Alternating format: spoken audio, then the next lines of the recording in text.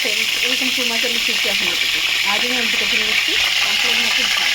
তো তার জন্য তেল দিয়ে নিয়েছি, তেলে কালো জিরে ফোড়ন দিয়ে দিলাম, কালো জিরা ফোড়ন দিয়ে দিলাম বন্ধুরা দেখুন। এবার আমি এখানে কালো জিরেটা একটু গরম হোক, কালো জিরের সেন্টটা বেরোক, তারপরে দেখছি। তো দেখুন বন্ধুরা কালো জিরেটা হয়ে গেছে। আমি এখানে 2টো মিডিয়াম সাইজ পেঁয়াজ কেটে রেখেছিলাম, এটা দিয়ে দেবো।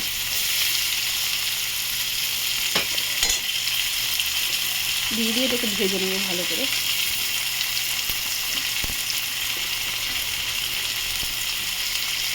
সবজিটা এরকম ছিল বলে গরম হয়ে গেছে বন্ধুরা।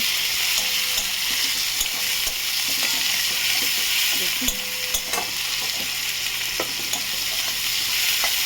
পেঁয়াজটা ভেজে আমি ফিরছি আপনাদের কাছে। তো দেখুন বন্ধুরা ভাজা হয়ে গেছে।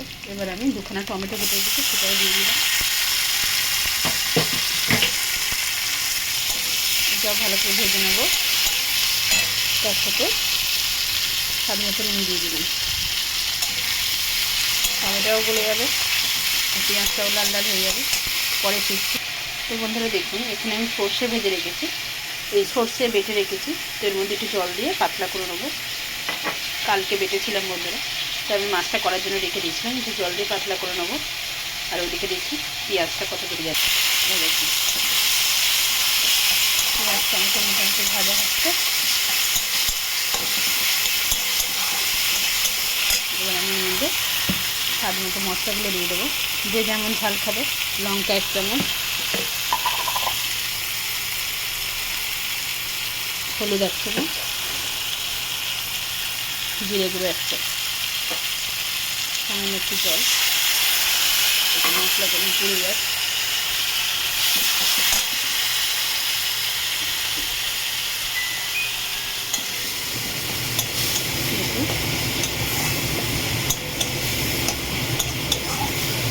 মশলাটা কষাবো এইভাবে, কষিয়ে ফিরছি। তো দেখুন বন্ধুরা মশলাটা আমার কষা হয়ে গেছে। তো আমি এর মধ্যে জল ঢেলে দেবো, আর জল দেবো, জল ঢেলে দিলাম।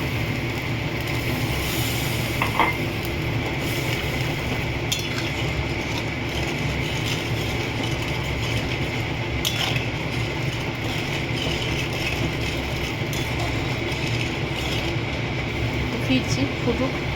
তো বন্ধুরা দেখুন জলটা ফুটবো ভাব। তো আমি এই অবস্থায় মাছগুলো ছেড়ে দেবো।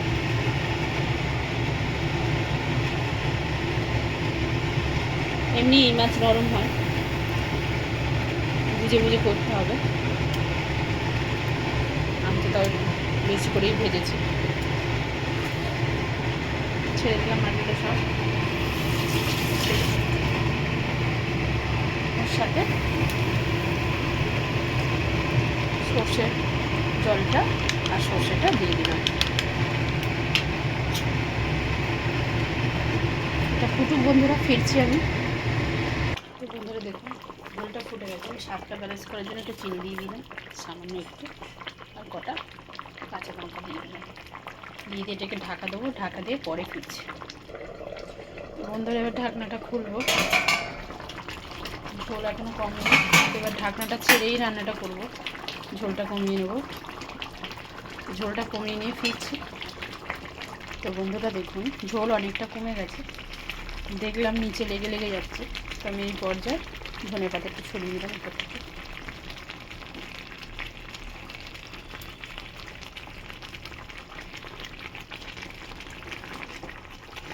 ধনে পাতা ছড়িয়ে দিলাম দেখুন।